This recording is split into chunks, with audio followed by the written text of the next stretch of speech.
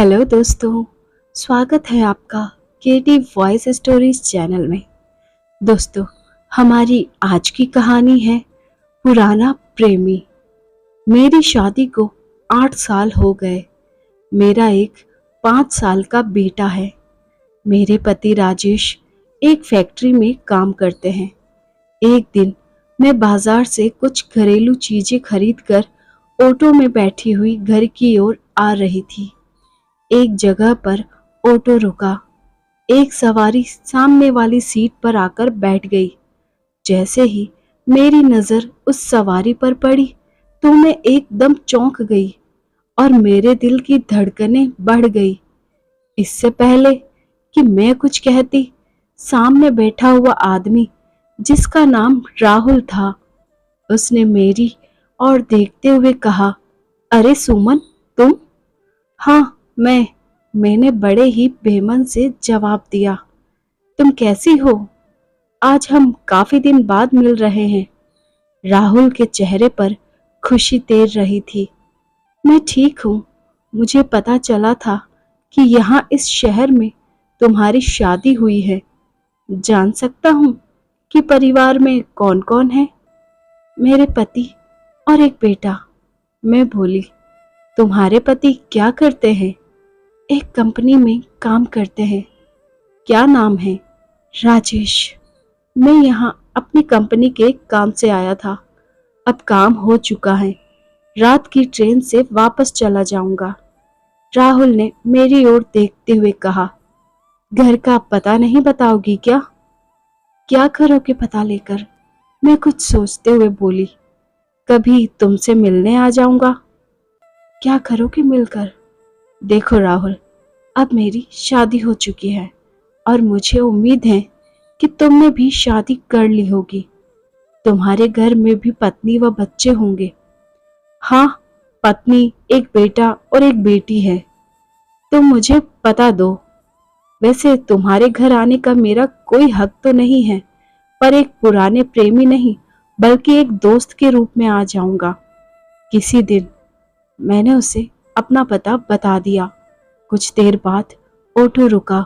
मैं ऑटो से उतरने लगी। सुमन, अब तो रात को मैं वापस जा रहा हूँ, फिर किसी दिन आऊंगा। मैंने कोई जवाब नहीं दिया। घर पहुंचकर मैंने देखा कि मेरा बेटा कमरे में बैठा हुआ स्कूल का काम कर रहा था। मैंने बेटे को खाना खिलाया और उसके बाद कमरे में जाकर लेट गई। मुझको तकरीबन 8 साल पहले की बातें याद आने लगी, जब मैं कॉलेज में पढ़ रही थी। कॉलेज से छुट्टी होने पर मैं एक नौजवान को अपने इंतजार में पाती थी। वह राहुल ही था। हम दोनों का प्यार बढ़ने लगा। मैं जान चुकी थी कि राहुल किसी प्राइवेट कंपनी में नौकरी कर रहा है। मेरे पिताजी का अपना कारोबार था। हम दोनों शादी करना चाहते थे, पर मेरे पापा को यह रिश्ता बिल्कुल मंजूर नहीं था। लिहाजा मैंने और राहुल ने घर से भागने की ठान ली।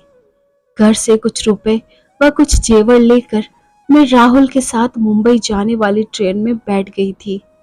वहां पहुंचकर हम 15 दिन होटल में रहे।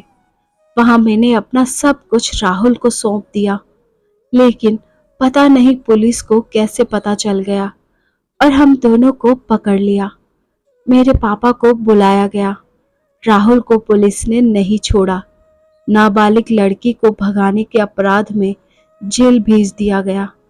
पापा को मुझसे बहुत नफरत हो गई थी, क्योंकि मैंने कहना नहीं माना था। मैंने आगे पढ़ाई करने को कहा था, पर पापा ने मना कर दिया था और मेरी शादी करने की ठान ली थी। मेरे लिए रिश्ते ढूंढे जाने लगे। साल भर इधर उधर धक्के खाने के बाद पापा को एक रिश्ता मिल ही गया था। राजेश एक कंपनी में काम करता था। उसके माँ बाप नहीं थे। वह अकेला ही रहता था। पापा ने राजेश से जब शादी की बात की तो उसे सब सच बता दिया था। राजेश ने सब जानकर भी मना नहीं किया था। मैं शादी करके राजेश के घर आ गई थी। अब मैं एक बेटे की माँ बन गई थी। एक दिन राजेश ने कहा था, देखो सुमन, मुझे तुम्हारी पिछली जिंदगी से कोई मतलब नहीं। तुम भी वह सब भूला दो। इस घर में आने का मतलब है कि अब तुम्हें एक नई जिंदगी शुरू करनी है। जी हाँ, मैं ऐसा ही करूंगी।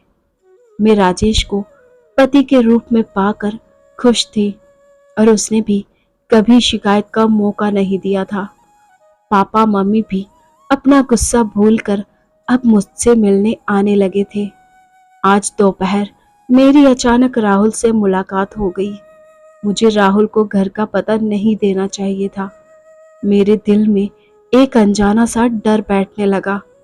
मैं आंखें बंद किए चुपचाप लेटी रही। अगले दिन सुबह के तकरीबन 10 बजे राजेश के जाने के बाद मैं रसोई में खाना बनाने की तैयारी कर रही थी। डोरबेल बज उठी। मैंने दरवाजा खोला तो सामने राहुल खड़ा था। तुम? मेरे मुंह से अचानक ही निकला। तुम तो कह रहे थे कि मैं रात की गाड़ी से जा रहा हूँ।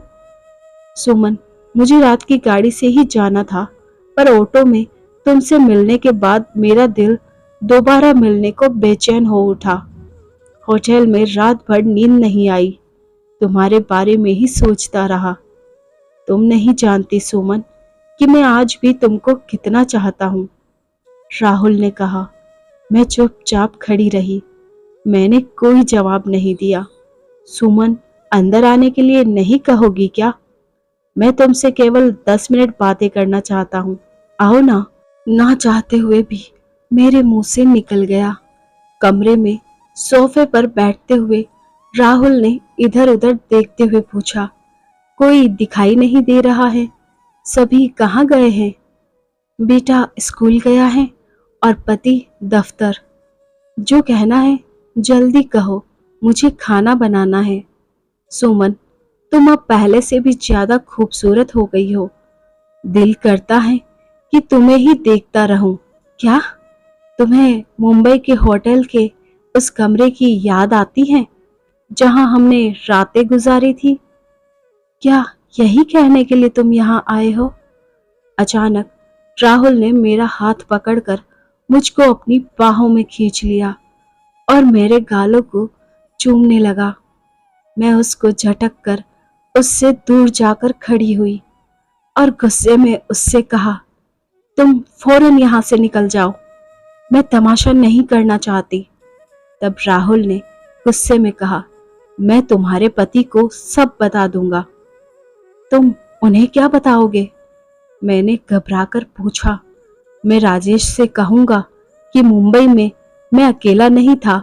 मेरे 2 दोस्त और भी थे जिनके साथ सुमन ने खूब मस्ती की थी। झूठ, बिल्कुल झूठ। मैं गुस्से से चीखी, यह झूठ है।